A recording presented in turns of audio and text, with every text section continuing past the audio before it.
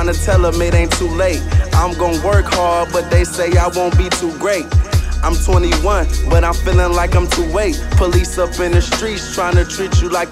Hey, my name's Zell for Recognize. I got with me T2DaY, going places. So how you doing today, man? I'm doing all right, man. It feels good to be here, man. Got my team with me. Everybody working. You know, I just had a daughter, Alyssa Deborah Ray O'Neal. So, you know, that's been a wonderful experience, just seeing my first child just growing and developing. You know, so, I mean, it's just you live life one time, trying to take it to the fullest, man. Yeah, man, that's pretty good. So, man, how do you maintain being a father and focusing on your music?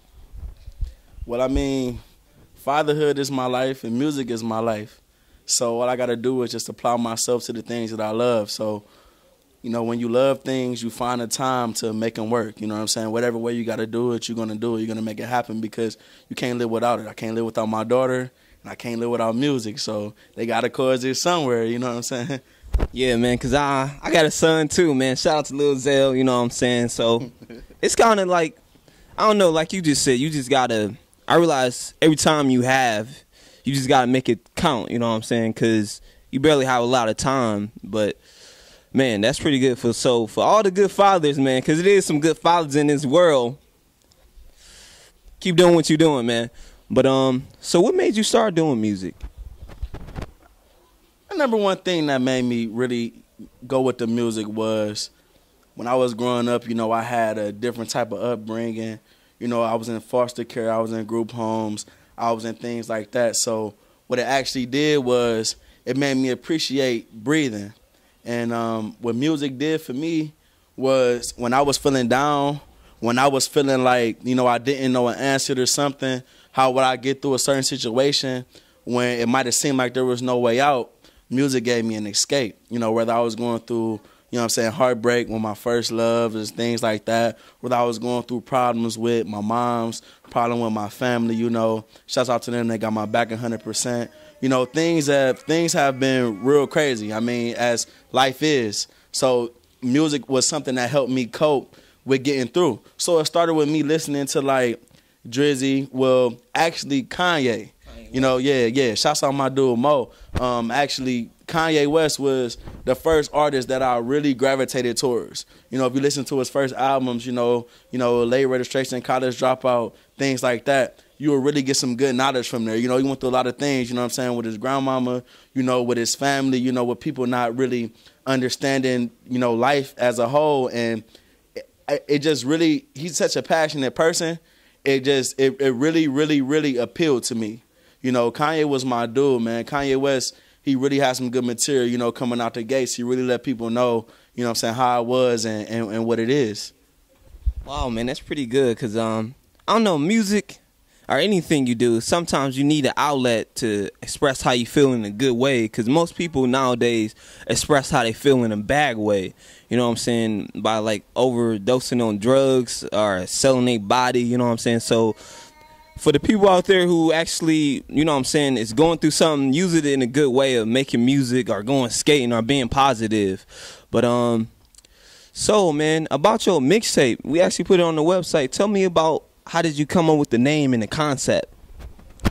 Well, Going Places, the mixtape, it basically stands for what my whole movement is down for, with our whole movement, with my team and everything. You know, these guys and women, they work 110%.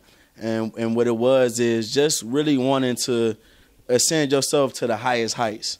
You know what I'm saying? Just knowing that no matter what's going on, there's always a way to get out of it. There's always a way to make good out of it. There's always a way to better yourself from any situation. So on my mixtape, it's just a compilation of love, heartbreak, tragedy with family, deaths in your family, you know, smiling sometimes, you know, falling out with friends. It was just my life. You know what I'm saying? It was my life, you know what I'm saying? And I always wanted to go places, you know, just like the whole team, man. You know, everybody's ambitious. Everybody's trying to go places. So when I came up with the name Going Places, and honestly, it came to me so naturally, I couldn't tell you where there was a moment where it just jumped out at me like, oh, the name of your mixtape should be Going Places. It was never like that. It was always just, I'm making the mixtape Going Places. You know what I'm saying? Like, it just kind of made itself. It just took on a life of its own. And now the movement is going on. I got some great people, you know, working with me. I'm working with some great people, and we just trying to make it happen. That's pretty good. So what is your team name? Going Places Entertainment. You know, I got Siggs. You know, shouts out to Siggs. He's not here with us today. Shouts out to his son. I got a birthday today. You know, I got Fancy, Kilograms. You know, then I got Alicia Rachel. You know, she's a wonderful mother to my daughter. I'm sorry, a wonderful mother to my daughter. You know, Alicia she definitely do a lot for me. You know, and we got Precise. Actually, he's a new artist that came onto the team. You know, he's very talented. You know, he can adapt to a lot of different things, a lot of different cultures. So it was just a pleasure, you know what I'm saying, that I'm having just to have him on the team. Wow, man, that's pretty good, man, because it's kind of dope because I feel like it's a lot of people from Euclid High School is actually doing something now. We in the building. Yeah, it's like we out there. Panthers. To be honest, like everywhere I look, it's like somebody in our school is like doing something and making an impact in the community and stuff like that. So, man, seeing you and knowing you for a minute, and I didn't even know you did music. So when we was in high school, was you thinking about doing music or was you freestyling after when you came home from school? Because I know I did that every day. To be honest with you, and I just want to take a time real quick just to let whoever's listening, just let y'all know what it really boils down to is, and I'm glad you asked that question, it's about believing in yourself. That's what it comes down to, because music always appealed to me. And to the listeners out there, music always has appealed to me. I didn't have the courage to take on my dreams. And it's a shame, for real. You know, the way society is, the way things are out here, sometimes we are afraid to take the big step. I don't know if it's because we are afraid of failing, or we afraid of, you know, other people not accepting what we're doing. But what it came down to was I've always loved music, and I never really believed in myself like I do now. You know what I'm saying? And that's really what it is. So to see people, you know, having enough faith in me, enough faith in the movement, enough faith in the music to join forces, to support, to listen to a song, to shout me out on Facebook, Instagram, to shout the team out, it means a lot, because I would never in a million days, in a million years, ever think that people would think of me the way they do now. And that's why I just want to let everybody know, and I know I'm not a MVP trophy hosting, you know, hoisting player or anything like that, but just to even get to where I'm at right now, it just shows you that people need to believe in themselves more, because I'm telling you, you are your best friend and your worst enemy. You can hold yourself back and not even know that you're doing it. You know what I'm saying? And I really mean that, because had I been working on music since I was 16 or 15, Lord knows where I'd be right now. Going places, we could be under Universal, you know what I'm saying, right now. We could be doing anything right now. So, you know, I just want to let everybody know that in my heart, I really believe, you know what I'm saying, you get what you give in this world. So if you give out 110%, it's only right that you get it back. And if you don't, just keep going, because eventually it's going to come. Eventually, it's going to happen for you. Man, that's pretty good, because, like, I don't know, like, I thought about it. If I was in high school, if I would have came out with RECOGNIZZE, where would it be now? Because when I had to, you got to experience stuff in life to see where you're going to go, you know what I'm saying? When you come out of high school, everybody thinking about let's go to college, you know, everybody start rapping or doing something else. But you just got to really find yourself. So for the people who don't know what they want to do, man, start off looking at what are you good at? How can you make an impact? That's where you start at, because there's a lot of talented people in this world, but I feel like they go against where they're good at. Imagine if LeBron James said, forget it, man, I'm going to be a doctor. But we would never known if he was going to be the best athlete, best basketball player in the world today.